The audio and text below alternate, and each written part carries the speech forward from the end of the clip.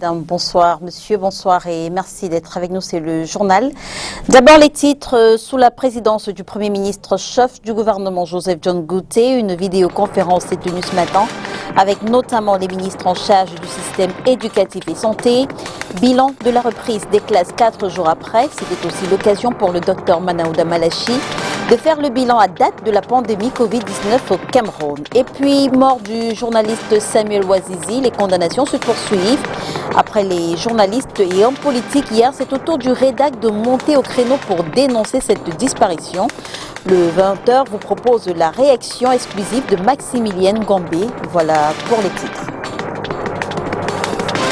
Mesdames, bonsoir. Monsieur, bonsoir et merci d'être avec nous. Il est 20h sur les antennes de Spectrum Télévision, c'est le journal. Sous la présidence du Premier ministre, chef du gouvernement Joseph John Gouté, une vidéoconférence est tenue ce matin avec notamment les ministres en charge du système de santé et éducatif. Bilan de la reprise des classes 4 jours après. C'était aussi l'occasion pour le docteur Manaouda Malachi de faire le bilan à date de la pandémie Covid-19 au Cameroun. On apprendra que 6 789 cas sont confirmés dans notre pays pour 4 565 guéris et 203 décès. Selon les 3 ministres en charge du système éducatif, l'essai est concluant depuis le premier jour de la reprise des classes. Autre point évoqué, la suite de l'opération de rapatriement des compatriotes encore bloqués à l'étranger. 1000 Camerounais sont concernés par ce 3e contingent.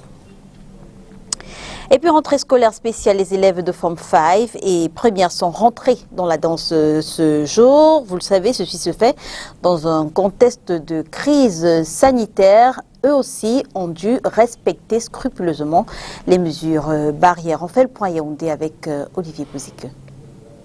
Après les classes de terminale et OPA 6 le 1er juin dernier, les élèves des classes de Form 5, 3e à 4e année de l'enseignement technique et de première ont repris les cours en présentiel ce jeudi 4 juin sur l'ensemble du territoire national.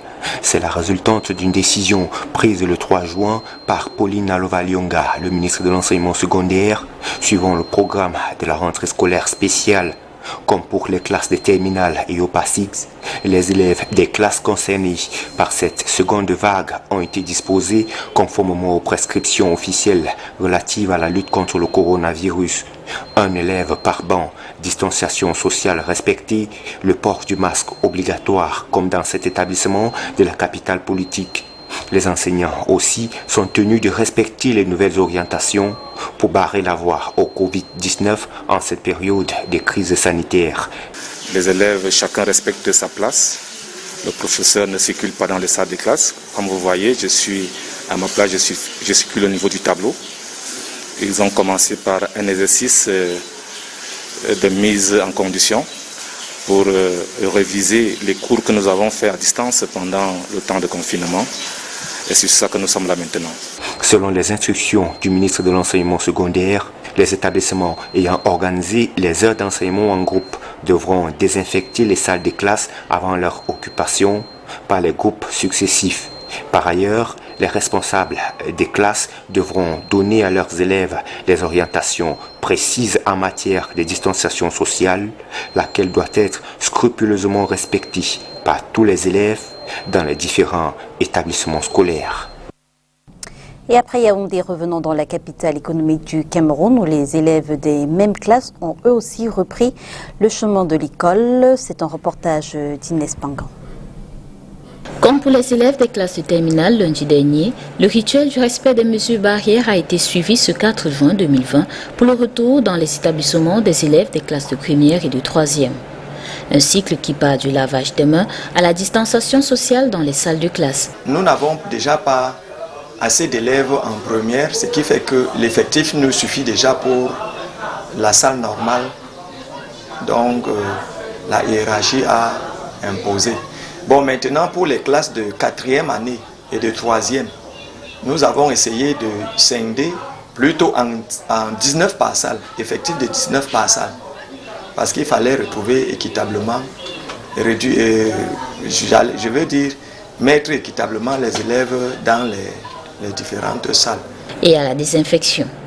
Cette mesure avait déjà été appliquée avant le retour des plus grands de terminale le 1er juin dernier. Déjà une semaine avant la rentrée scolaire, nous avons commencé déjà à désinfecter l'établissement, à mettre sur pied une infirmerie bien équipée pour les élèves. Autre influence de la Covid-19 dans cette rentrée du troisième trimestre de l'année scolaire 2019-2020, la gestion des moments de pause. Désormais, c'est en salle, loin de la cour de récréation. Pour les récréations, la hiérarchie a demandé que les enfants pouvaient gérer tout en salle de classe. Pour cela, il n'y a pas de cantine. Mais la mission qui est arrivée de la DRS, délégation régionale, lundi, nous ont demandé qu'il fallait aménager plutôt les salles de permanence pour permettre à ces enfants d'y passer un peu de temps. Pour cela, on a aménagé 4 salles, 4 différentes salles. Il n'y a pas de cantine, chacun vient avec. On s'assure dès le portail que chacun a son casse-croûte dans le sac. Bon, aujourd'hui, je ne suis pas venue avec ma nourriture de la maison. J'ai juste acheté le pain en route chez une femme que l'on connaît bien avant de venir avec à l'école, puisqu'il n'y a pas la possibilité de le faire à l'école. Ce trimestre qui commence sera essentiellement consacré aux révisions. Le but étant de préparer les élèves à affronter les épreuves des examens officiels qui, d'après le planning, commencent en juillet. Et puis, 3 semaines après sa fermeture, le ministre de la Santé publique vient de décider de la réouverture de la polyclinique Marie-O, ici même à Douala. Dans une note signée ce 3 juin, le docteur Manaouda Malachi demande au préfet du Vouri de prendre des dispositions pour réouvrir ce centre après plusieurs scandales. Les prières des habitués du personnel de la polyclinique Marie-O à Douala ont été exaucées. 3 semaines après sa fermeture, le ministre de la Santé publique vient de décider de sa réouverture. Dans une note signée ce 3 juin 2020, le docteur Manaouda Malachi demande au préfet du Vouri, qui s'était auparavant chargé de sceller ce centre hospitalier, de prendre des dispositions pour le rouvrir. La décision ministérielle s'appuie sur des nouvelles orientations du Premier ministre d'impliquer les structures privées dans la lutte contre la Covid-19 et l'aboutissement des concertations engagées entre les responsables de l'Ordre national des médecins du Cameroun. Joint au téléphone, le docteur Roger Ngoula, gestionnaire du dit centre, n'a pas souhaité faire de déclaration, mais se dit tout de même rassuré. Il a tenu à rappeler, comme il le disait déjà à son personnel le 14 mai dernier lors de la fermeture de son centre, qu'il fait confiance au gouvernement de son pays. On se rappelle que des scandales étaient à l'origine de la décision de fermeture de la polyclinique Marie-O. Entre autres, les images d'une famille réclamant la dépouille de leurs proches décédés de Covid-19 qui ont fait le tour des réseaux sociaux et la prise en charge onéreuse des patients Covid-19, les factures présentées sur les réseaux sociaux faisaient état de montants à 6 chiffres. Lutte contre le coronavirus, les parlementaires se mobilisent pour combattre l'épidémie au sein de leur circonscription.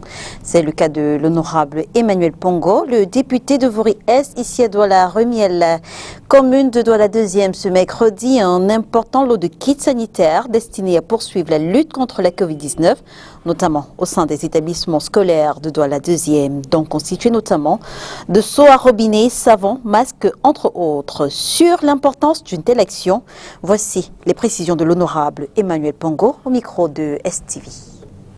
C'est pratiquement la 4e étape, donc c'est un processus que j'ai commencé il y a pratiquement 1 mois déjà. Donc depuis le 8 avril, nous sommes sur le terrain. Au jour d'aujourd'hui, avec la rentrée scolaire, nous avons pensé également agir pour le compte de nos enfants. Et c'est pour cela que nous avions remis ce don à Madame le maire qui est supposée être qu'on maîtriser toutes les écoles, tous les établissements scolaires de l'arrondissement. Et c'est à elle de continuer le reste. C'est à peu près, je peux le dire, symbolique, mais l'action continue. J'ai dit tout à l'heure qu'il y a des fontaines que nous sommes en train d'installer. Donc je vais continuer cette action pour que tous les quartiers soient dotés de fontaines. Je vous ai énuméré déjà quelques-uns et je crois que c'est une bonne action. Si vous aviez du temps, vous pourrez passer.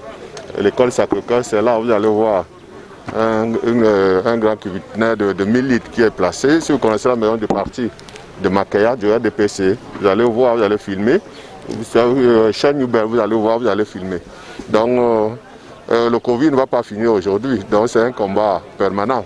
Donc nous n'allons pas baisser les bras. Comme l'a dit le sous-préfet, nous allons tout faire pour l'éradiquer à Douala 2.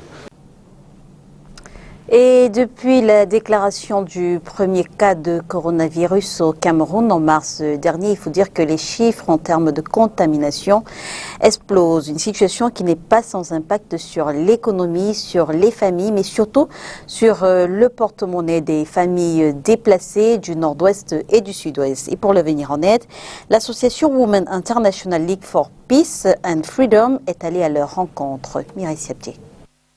Anglophones et lutte contre la Covid-19, elles ont du mal à y faire face, ces nombreuses familles déplacées qui ont rejoint la ville de Yaoundé après avoir fui les violences des conflits entre les séparatistes anglophones et l'armée camerounaise dans les régions du nord-ouest et du sud-ouest. Pour leur venir en aide, l'ONG Women's International League for Peace and Freedom, avec l'appui de son partenaire, offre des kits nécessaires anti-Covid, cache-nez, souris savon. On a jugé opportun d'organiser cette petite rencontre pour leur donner d'abord les conseils sur comment, pour d'abord les écouter, savoir comment est-ce qu'ils gèrent cette crise au quotidien. Et une fois que nous avons écouté, nous leur avons apporté, prodigué quelques conseils sur comment faire pour pouvoir faire face à cette pandémie dont personne n'est à l'abri. Et comment on ne peut pas se rencontrer sans laisser les traces, nous l'avons avec le soutien de Akamvi, l'assurance, nous avons pourvu un petit subside qui pourra leur permettre de se prendre en charge tout au moins pendant 1 ou 2 jours. Nous sommes venus apporter notre soutien aux personnes déplacées à travers WIF, qui est un partenaire avec lequel nous travaillons déjà dans le cadre de notre responsabilité sociétale. Un geste qui vient soulager les familles dont le besoin, des familles davantage fragilisées depuis l'arrivée du coronavirus au Cameroun. Cela nous a vraiment mis à genoux. Je faisais mon petit business. Se ravitailler maintenant est une grosse difficulté. Le transport a augmenté le prix des marchandises sur le marché aussi. Ça ne va pas. Je ne peux plus me mouvoir comme avant à cause des mesures barrières. Il faut respecter la distanciation par exemple. Il faut dire que le don de ce jour fait suite à des actions déjà menées par l'ONG. Déjà en 2019, nous avons mené une étude, l'analyse de la dimension genre dans les conflits en cours au Cameroun. Il était question pour nous de comprendre quel est l'impact des conflits sur les femmes, les filles et les jeunes. Cette étude nous a permis de nous rendre compte que les déplacés internes, notamment les femmes, étaient les plus atteintes, les premières victimes de cette crise. Et nous nous sommes également rendus compte qu'elles sont très nombreuses dans la ville de Yaoundé, tout comme dans beaucoup d'autres villes. Il faut dire que la Covid-19 a déjà atteint la barre de 6000 cas au Cameroun. Mort du journaliste Samuel Ouazizi, les condamnations se poursuivent et le gouvernement camerounais reste toujours aussi muet. Après les journalistes et les hommes politiques hier, c'est au tour du rédac de monter au créneau. Je vous propose cette réaction de Maximilienne Ngombi.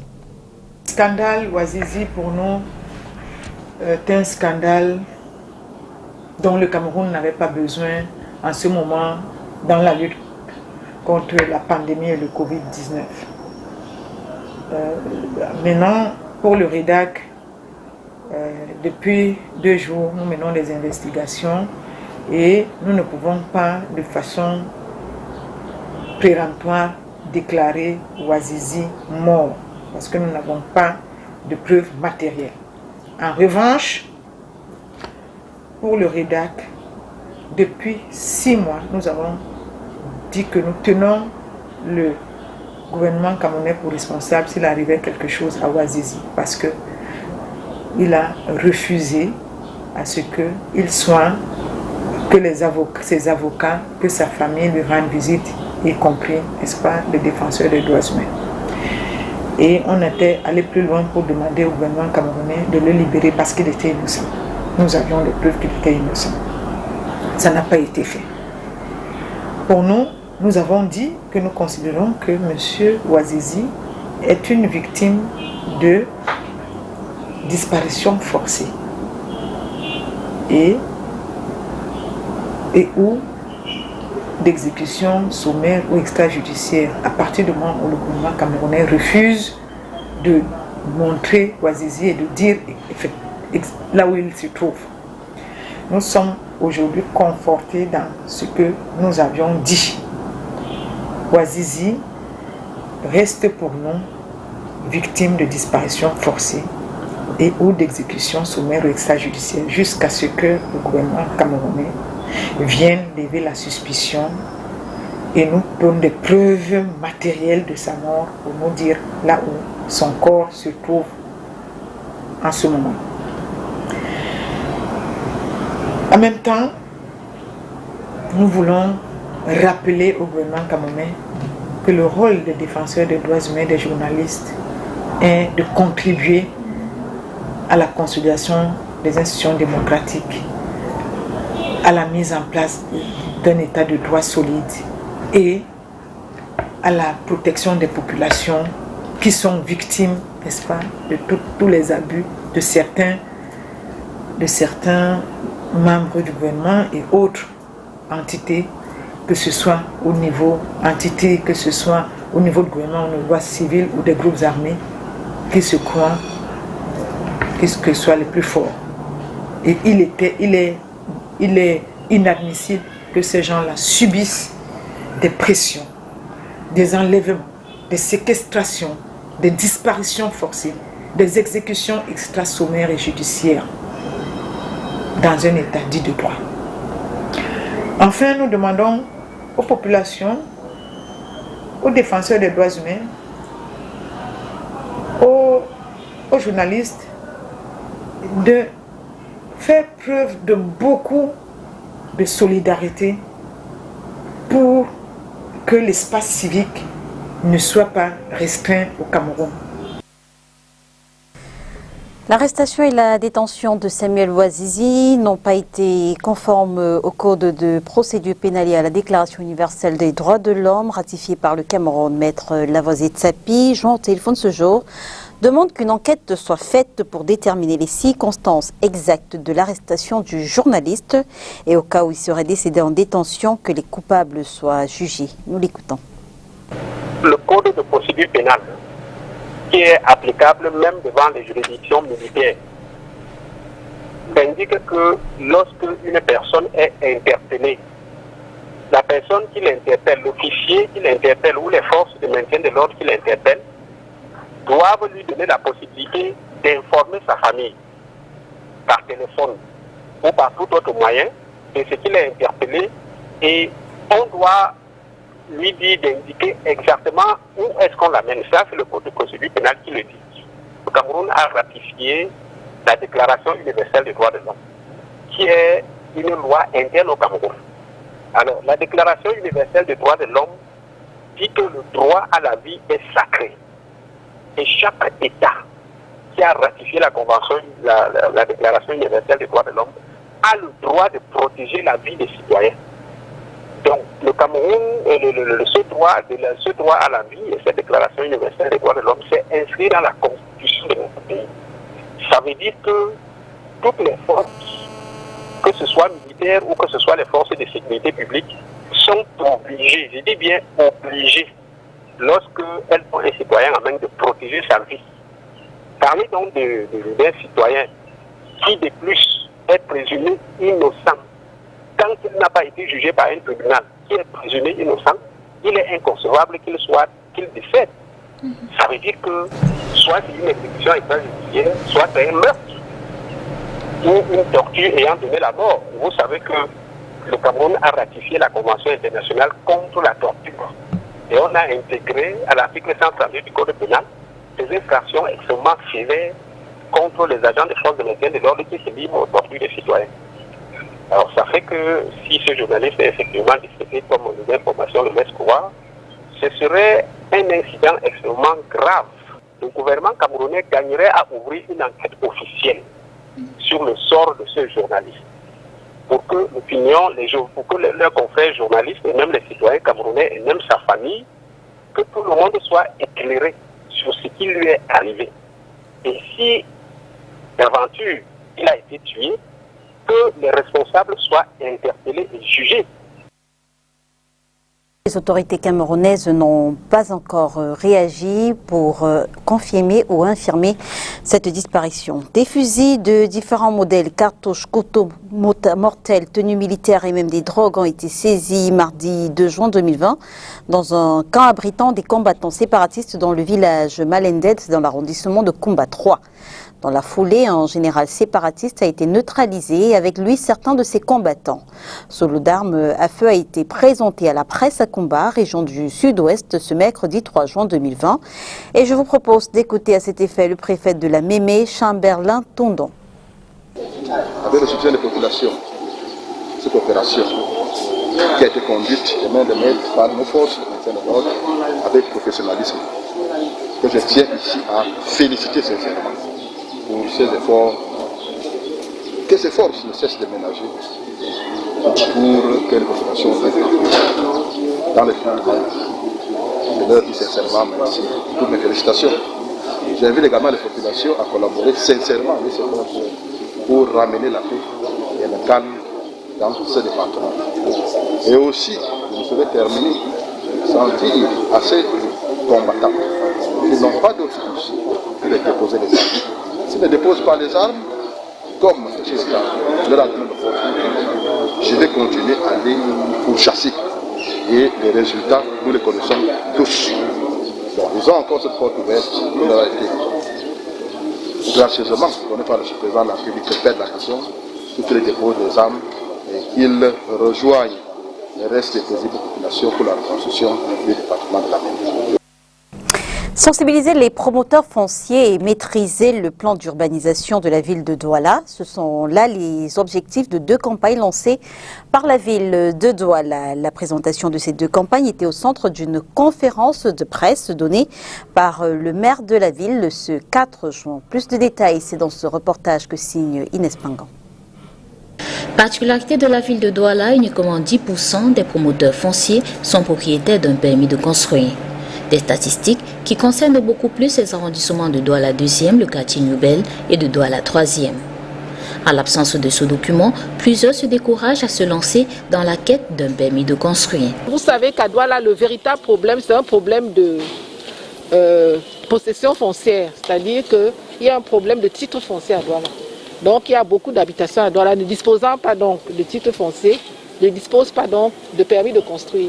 Donc quand elles ont été érigées, elles n'ont pas forcément, respecté les règles d'urbanisme en la matière. C'est aussi l'un des buts de cette campagne. C'est-à-dire pour tous ces cas de construction, la communauté urbaine de Douala, son conseil a voté une délibération qui permettra donc de donner à ce type de construction des autorisations provisoires de construction. Sensibiliser les populations et maîtriser le plan d'urbanisation de la ville de Douala, ce sont là les objectifs de 2 campagnes qui ont été lancées au cours de la fin du mois de mai 2020 par le maire de la ville de Douala. La première campagne, c'est la campagne de régularisation donc, des permis de construire. Cette campagne donc, est chargée pour toutes les constructions de la ville de vérifier si elles disposent ou non d'un permis de construire. Et si elles ne disposent pas de permis de construire, donc amener donc les promoteurs donc à régulariser leur situation. Cette campagne pour le moment elle est pédagogique, elle n'est pas encore répressive. La deuxième campagne c'est une campagne de contrôle de conformité. C'est-à-dire pour les habitations qui ont eu des permis de construire, vérifier si les constructions correspondent au permis de construire délivré. Désormais, toutes les opérations d'obtention d'un permis de construire se feront dans un guichet unique. Expliquer et faire connaître au grand public cette campagne et les nouvelles procédures de simplification, ce sont là les objectifs d'une conférence de presse donnée ce 4 juin 2020 par le maire de la ville de Douala. Attaque de 2 Camerounais aux Émirats Arabes Unis, plus précisément dans la ville de Dubaï. Les 2 victimes sont sorties de l'hôpital, mais ont des doutes quant à leur sécurité sanitaire. Que s'est-il exactement passé dans la journée du 1er juin au lieu dit Fiche Mora? Élément de réponse dans ce reportage de René Narcisse Mouton. La victime assise à même le sol avec un corps couvert de sang est de nationalité camerounaise. Alain Tazo, de son nom de famille, a, d'après des témoignages, été agressé le 1er juin dernier aux environs de 17h par une présumée bande nigériane. Une attaque qui fait suite à une concurrence commerciale dans un secteur où seul le meilleur stratège peut s'attirer la bonne clientèle. Ma tête est tout fendue, mon dos, même chose, mes bras. Si je vous montre, vous serez vraiment étonné. Le gars qui avait la hache là, ils sont deux. La hache et les fers, les barres de fer. Vraiment, je ne sais pas.